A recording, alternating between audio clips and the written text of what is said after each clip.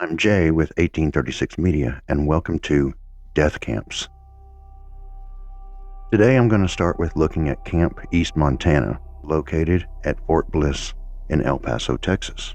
It is operated by Acquisition Logistics, LLC, a private contractor. So what does this mean? Well, let's look into this. Who owns Acquisition Logistics, LLC? Ken Wagner. He was a high-ranking official with the Environmental Protection Agency during Trump 1.0. Making any connection to? Now, Acquisition Logistics is listed as a small business with around 50 employees. Yet they got a $1.2 billion contract to build and operate an ICE Detention Center. Furthermore, Acquisition Logistics is listed as a veteran-owned business,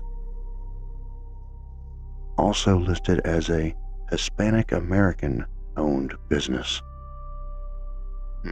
Anyway, so on January 3rd, they had a death that the medical examiner of El Paso County, Texas, has ruled a possible homicide. Eyewitness accounts say that guards were holding Mr. Campos down and physically choking him. So it's going to be really interesting to see the coroner's report on this, because there should be bruising around the neck.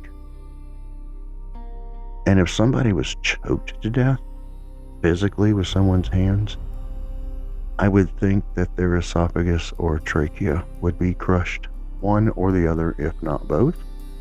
I mean, I'm not a doctor, but seems logical. Now that this information is going to come out because of the medical examiner's report, it is public information, you know. I know what to do. I know the assignment.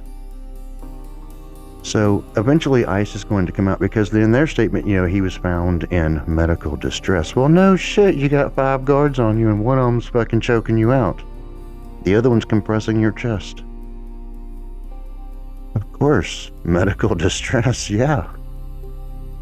So anyway, ICE is going to come back and say, mark my words on this, that Mr. Campos was found in medical distress because he had been in an altercation with another detainee. Okay, now follow along. Okay, I'll buy that for $1, but show me the proof that it was another detainee, and it's very easy to prove if it was a guard or a detainee. Okay, you've got bruising around the neck.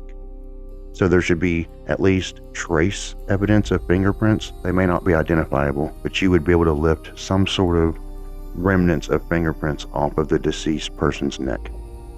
Not only that, but there would be DNA transfer.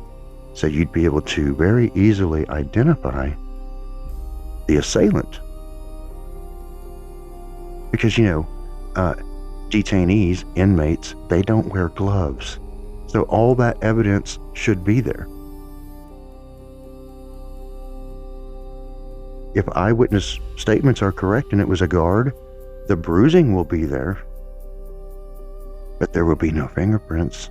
There will be no DNA transfer, because any half-assed guard in a jail, a prison, a detention center, they wear gloves.